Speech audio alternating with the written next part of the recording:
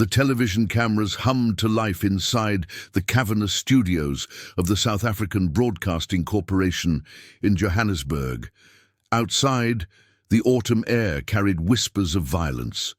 Inside, two men prepared to face each other in what would become one of the most consequential moments in modern political history. What happened next would not be decided by the sharpest argument or the most devastating attack, but by a gesture so unexpected, so profoundly human, that it would redefine what leadership means in a nation tearing itself apart.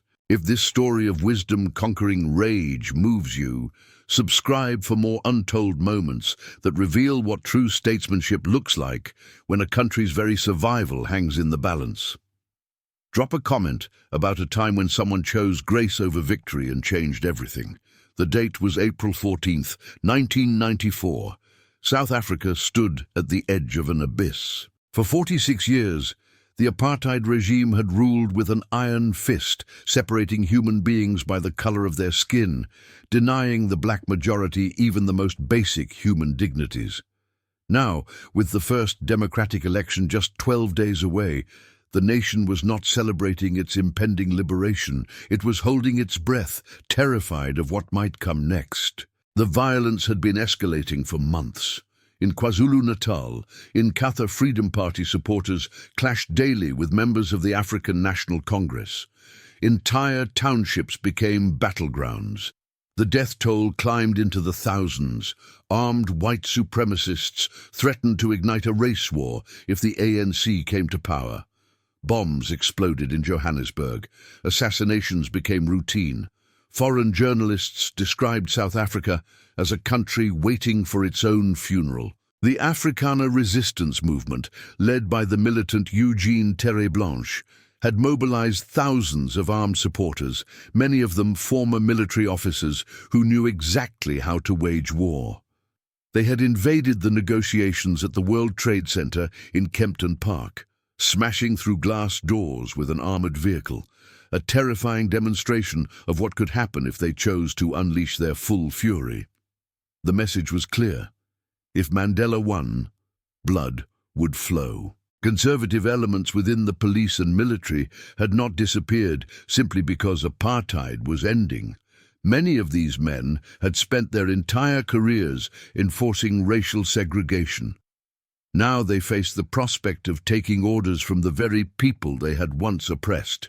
Weapons stockpiles had gone missing. Intelligence reports suggested elements of the security forces were actively working to destabilize the transition. South Africa wasn't just approaching an election, it was approaching a moment where the wrong word, the wrong gesture, could ignite a conflagration that would consume millions. In this cauldron of fear and rage, the South African Broadcasting Corporation had organized what they called the Great Debate, a live, nationally televised confrontation between the two men who represented South Africa's past and its potential future. In one corner stood Frederick Willem de Klerk, the sitting president of South Africa. At 58, de Klerk was a product of Afrikaner aristocracy, born into the heart of the National Party establishment. His father had been a cabinet minister. His uncle had been prime minister.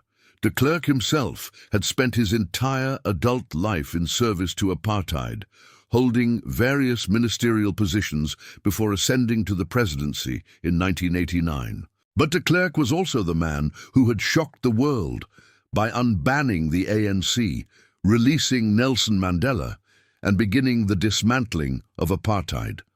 For this, he would share the 1993 Nobel Peace Prize with Mandela. Yet, to his former allies on the right, de Klerk was a traitor who had surrendered white rule.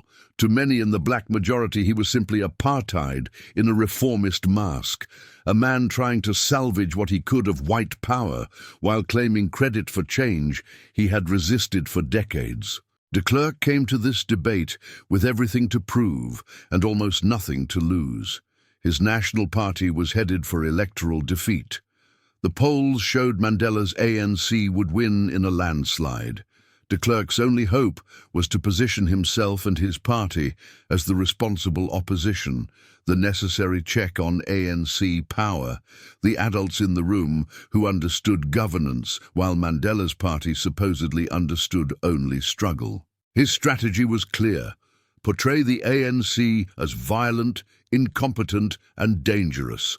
Suggest that Mandela, at 75 years old and after 27 years in prison, was out of touch with modern governance. Plant seeds of doubt in the minds of moderate voters, both black and white, about whether South Africa could survive under ANC rule. Across from de Klerk sat Nelson Mandela, and the contrast could not have been more stark. Mandela had been released from prison just 4 years earlier, in February 1990. Since that day, he had transformed from a symbol into a living, breathing political force. But the years had taken their toll. His hair was white, his face deeply lined. He moved more slowly than he once had. The tuberculosis he had contracted on Robben Island had permanently damaged his lungs. His eyesight had been impaired by years of glare from the limestone quarry where he had been forced to break rocks as a prisoner. Yet Mandela possessed something that no amount of imprisonment could diminish, an almost supernatural ability to read the emotional temperature of a room, to understand not just what people were saying, but what they were feeling, what they feared, what they needed to hear. This was not the skill of a politician. This was the wisdom of a man who had spent 27 years studying his captors, learning their language, understanding their psychology, finding ways to turn his jailers into allies and his prison into a laboratory for the reconciliation that would one day save his country. Mandela knew what this debate was really about. It wasn't about policy positions or governance experience. It was about fear. White South Africans feared revenge. Black South Africans feared betrayal. The international community feared chaos, and everyone feared that South Africa was about to explode. The studio audience represented a microcosm of South Africa's divisions. White business leaders in expensive suits sat beside black activists who had spent years in exile. Conservative Afrikaners who had voted for apartheid every election of their lives sat near young black students for whom freedom was still an abstract promise. Representatives from the Inkatha Freedom Party, bitter rivals of the ANC, watched with hostile eyes.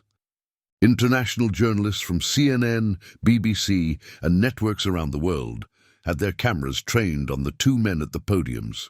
The debate began with the expected formalities, questions about economic policy, about crime, about housing and education. De Klerk was sharp, articulate, projecting the image of competent leadership. Mandela was thoughtful, measured, speaking of transformation and healing. The exchanges were pointed but professional. Then the gloves came off. De Klerk launched into an attack that had clearly been prepared well in advance. His voice rising, his finger pointing, he accused the ANC of maintaining private armies, of fomenting violence in the townships, of being unprepared for the responsibilities of government. He cited statistics about ANC training camps, about weapons caches, about incidents of violence that he attributed to ANC supporters. The ANC has not adequately distanced itself from violence, de Klerk declared, his words sharp as broken glass. They speak of peace while their members engage in acts of terror. They claim to represent all South Africans while their cadres intimidate those who disagree with them. It was a calculated performance, designed to paint Mandela as either complicit in violence or unable to control his own organization. The unspoken message was devastating. This man spent 27 years in prison, isolated from modern governance. How can he possibly lead a country he doesn't understand? The studio fell silent. Everyone waited for Mandela's response. Would he strike back? Would he list the countless atrocities of apartheid, the murders ordered by National Party officials, the state-sponsored terrorism that had killed thousands? Would he lose his temper and prove de Klerk's point that he was too emotional, too tied to the past, to lead South Africa forward? Mandela's response was measured but firm. He didn't shout. He didn't point fingers. Instead, he spoke about the legacy of apartheid, about how decades of oppression had created the conditions for violence, about how the ANC had tried to control elements within its ranks while the National Party had spent 46 years perfecting state violence. But as the debate continued, something began to shift in Mandela's demeanor. Those who knew him well could see it, a slight change in his posture, a different quality to his gaze. He was no longer simply defending his party or his record. He was watching de Klerk, studying him, understanding something that perhaps even de Klerk himself didn't fully understand. De Klerk was fighting for political survival. Mandela was fighting for national survival. They were in the same debate, but they were engaged in completely different battles. The formal debate concluded. Both men delivered their closing statements. De Klerk's was sharp, political, hitting his talking points about responsible governance and the dangers of one-party dominance. Then it was Mandela's turn. He began conventionally enough, speaking about the ANC's vision for a democratic South Africa, about healing and transformation. His voice was calm, almost gentle, and then something in the studio changed. "The exchanges between Mr. de Klerk and me," Mandela said, his tone shifting slightly, "should not obscure the fact that we are a shining example to South Africa and the world of people drawn from different racial groups who have a common loyalty to their country and to its people." The audience stirred. This wasn't the language of political combat. This was something else entirely. Mandela paused, then did something that no one, not the moderators, not the audience, not de Klerk himself, had anticipated. He stepped away from his podium.